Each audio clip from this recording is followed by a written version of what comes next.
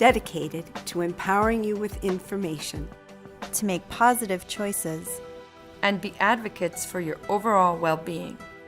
Welcome to The Health View.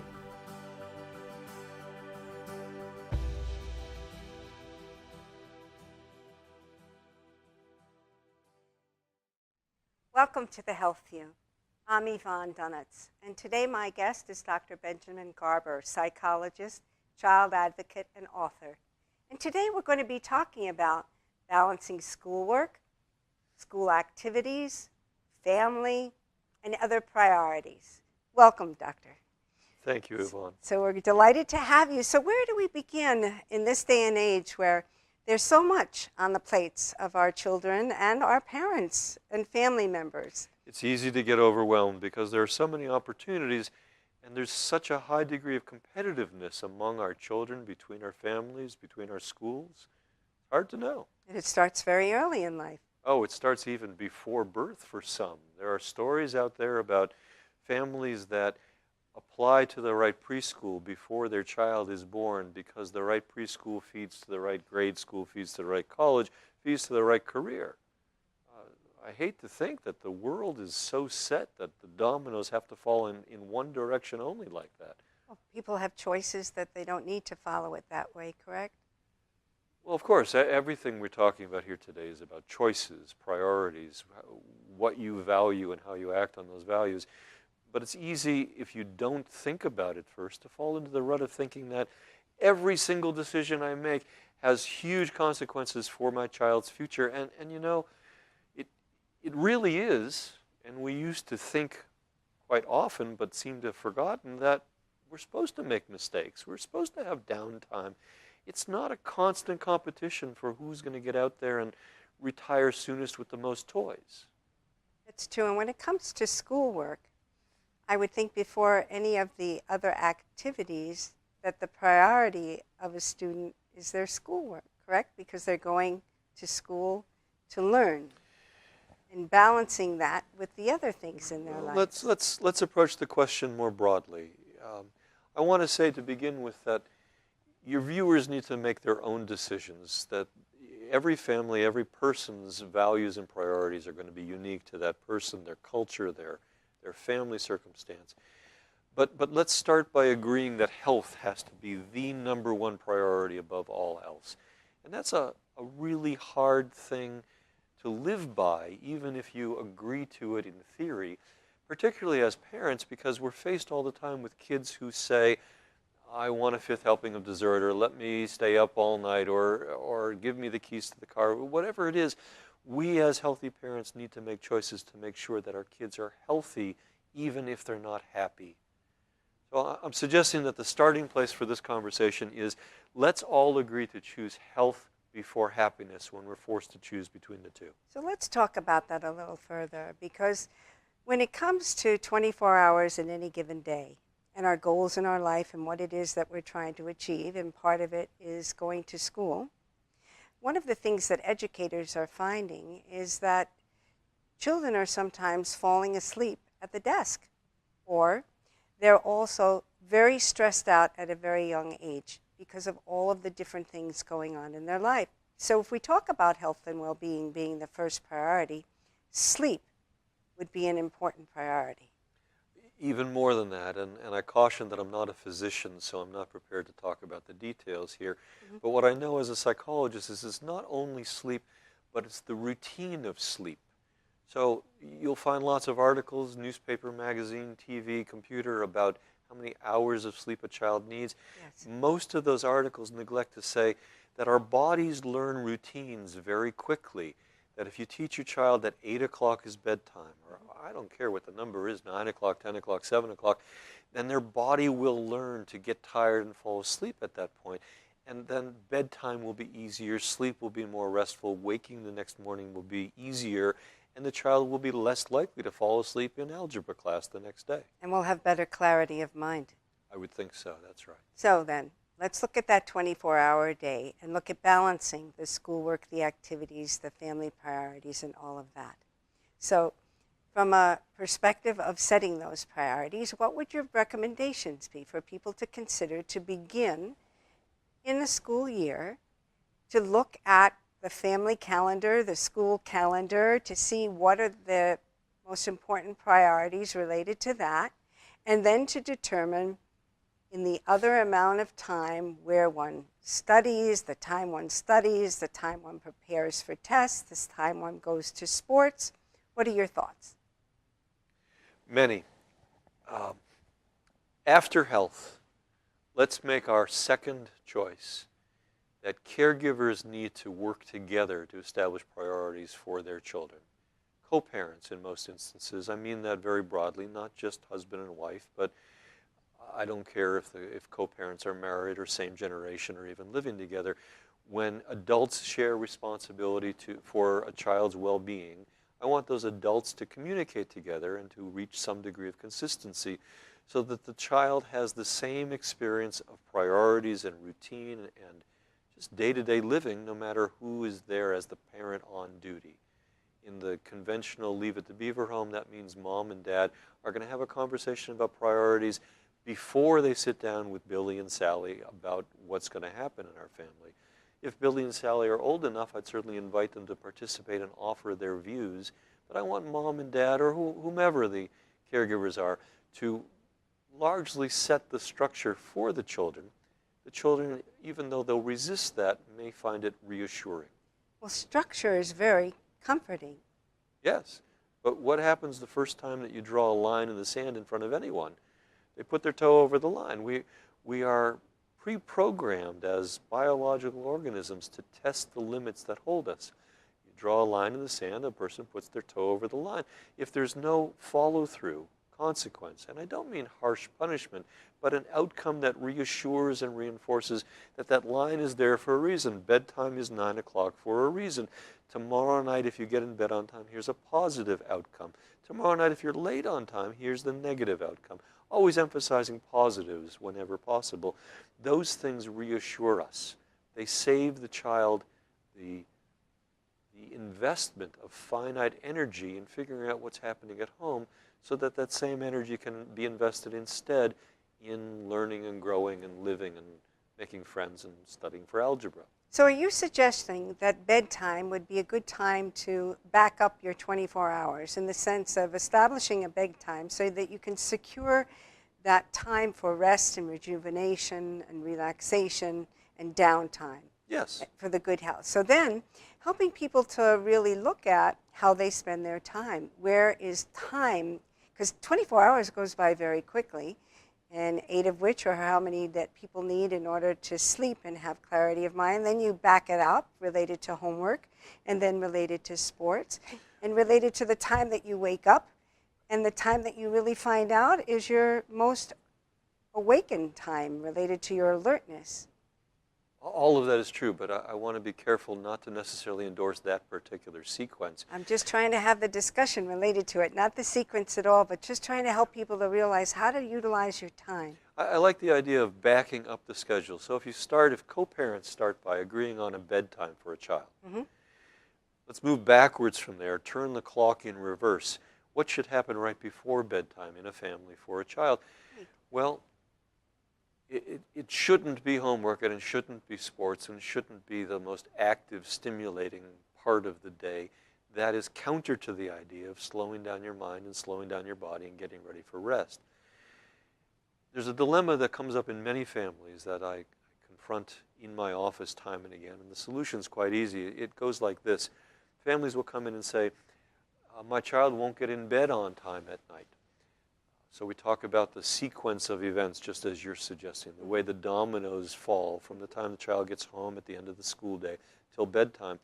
What you often discover, what perhaps your viewers are presently experiencing, some of them at least, is that after bedtime, stereotypically one parent does the dishes, one parent reads the newspaper, the children play or watch TV, or these days are on their phones or computers, and then at 15 minutes before bedtime, mom or dad or grandma or whoever is the parent on duty says, okay kids, now you go and take a bath and put on your pajamas and say your prayers and read a book and get in bed, and brush your teeth and all that other pre-bed stuff.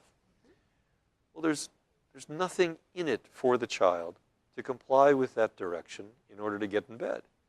Usually, many children find getting in bed at night to be a loss, not a desirable outcome. we reverse the sequence. We turn those dominoes around by instructing that after bedtime, leave the dishes, leave the newspaper. After supper time, that's when the child should put on pajamas, take the bath, brush the teeth, do those necessary pre-bed things, and will be motivated to get those things done in order to enjoy then some free time before bed. Follow the distinction? Absolutely. In fact, helping a child learn at a young age to have that process, as well as to know that that is the time to unwind and to relax. And instead of doing this after one bathes, where one can bathe and relax in the water or shower and get ready, wash up, that you have this time to perhaps cuddle time with your parents, this wonderful time of sharing together and being together, and the slowing down of a day in the comfort of the people that you love and care about, and maybe reading some special stories that make you feel more peaceful and calm and reassured, and Yep. and then having the ability then to be able to go to sleep relaxed with peace of mind, and then to drift off into a peaceful sleep.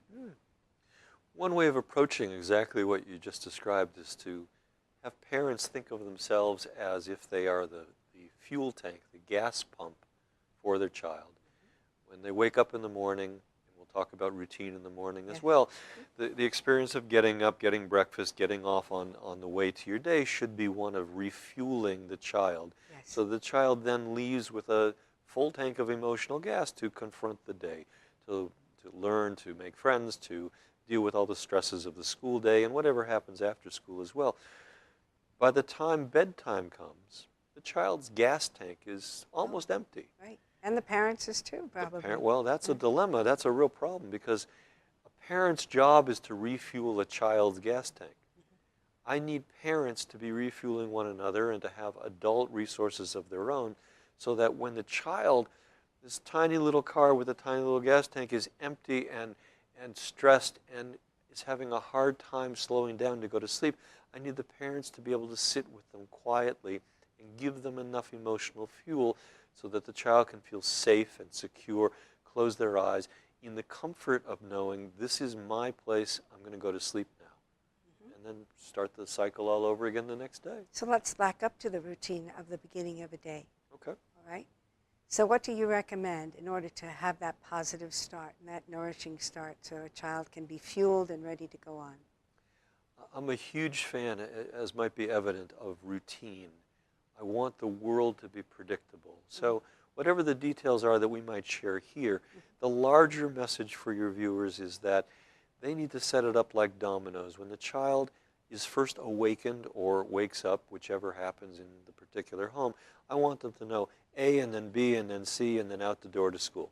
Do you have any recommendations on Sure. what's the healthiest way to approach that? Sure. In the ideal, I'd like the parent to get up before the child and get the parent's stuff out of the way so that there's not a conflict between who's going to use the toilet and who's going to use the makeup mirror and who's going to pour the milk. So mom and dad, with apologies, but this is part of your job, a half hour before the child gets up would be a wonderful thing, which might be quite early. I certainly understand that. Now the parent has maybe had a cup of coffee or whatever it is as the case may be and feels good, him or herself. Wake up the child. Let's make getting out of bed a desirable thing. So none of this standing in the doorway and bellowing the child's name. Whatever it is that would suit the child, go over, a kiss, a hug, something of that sort. But let's make getting to the breakfast table a desirable goal with a valued outcome. One of the things I'm going to interject that was always helpful that I did with the children is sometimes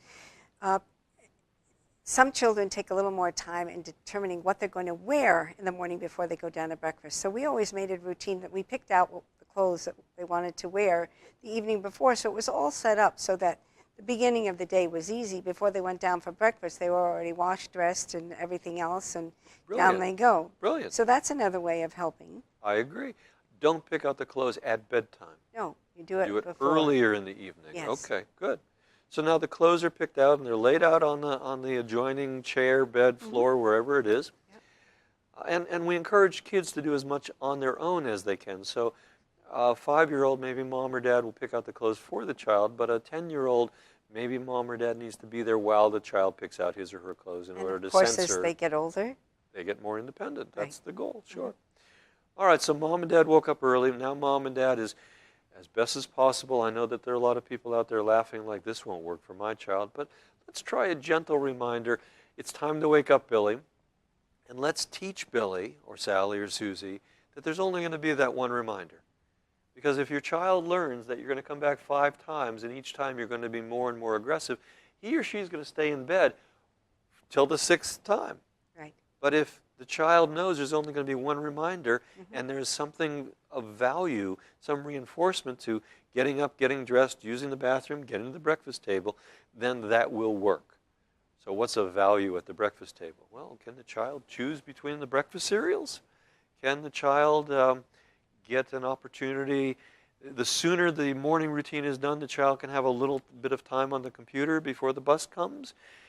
A positive incentive that will motivate the child to get out of the power struggle with mom and dad. So we don't end up with, get out of bed, no, get out of bed, no. That's no fun.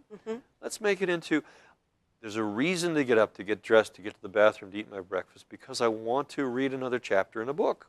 I want to play another game with my brother, something of that sort. And again, from a health perspective, we want to make sure that they're eating healthy, good, life-giving food, because if it's very, very sugary or very unhealthy, it's going to make them jittery and it's going to interfere with their sense of concentration. Of course. It's like that. So now let's move through the day. Now they've eaten their breakfast and they're getting ready to go to school via walking, by bus, or other transportation. So go ahead. How does the school day go from there? Well, schools are well familiar with children's needs for routine. Although some of our older schools, middle schools, high schools, have set up odd schedules that boggle my mind when I hear them. 12-day weeks and such, where the schedule shifts one day to the next. We have block A and D and Q and R today, but it changes tomorrow. But kids get used to that, so they know today is day 17 out of a 65-day cycle, and I know what's happening today. The child makes his or her way through the school day. As parents, we're not going to change that, although we need to be aware of it and involved in it. So perhaps the next step then is to talk about after school. Exactly. Okay.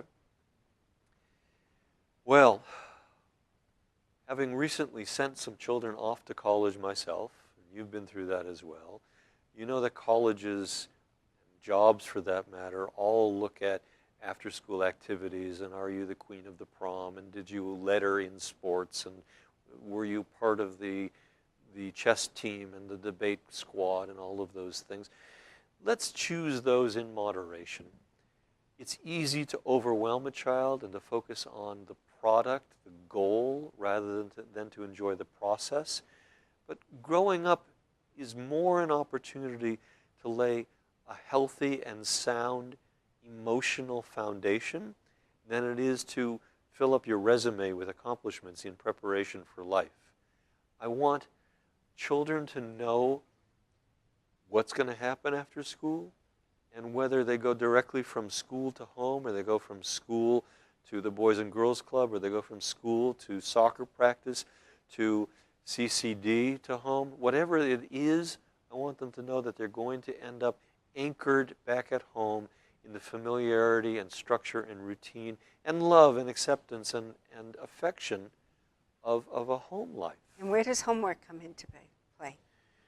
Oh, you're asking great questions, of course. Some schools aren't doing homework anymore. They aren't assigning it. Some schools are adopting a reverse schooling strategy in which children go home and read the lessons or get online and learn the lessons and they do the homework in the classroom. But if the children that we're talking about are in a conventional, the way you and I went to school sort of classroom, then they spend 6 or 7 hours a day in classes and they're burdened, depending on age and grade and skill level, with sometimes hours of homework each day. Right. And So again, there's just so much time in a day. True. So we're back to where we started the conversation because this is again about priorities. For me, okay, Billy or Sally has made a commitment to the soccer team or the lacrosse team or something of that sort, but if grades are falling at the lowest threshold, The coach won't let the child play if he's failing in school. I believe that's common policy in schools that I've always been in. But mom and dad can establish a higher threshold. Where do you think your child's achievement should be? Where do you think your child's achievement can be? And if your child's achievement is falling less than that, what is your priority?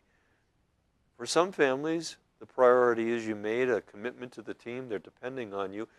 You should go play, and then you should stay up way past your bedtime doing homework, and you should go to school the next day exhausted at the risk that your grades are going to fall further. For other families, the priority has to be your well-being, your health comes first, but your academics come second. And if your participation in the underwater basket weaving team is getting in the way of your academics or your health, then you have to quit the underwater basket weaving team.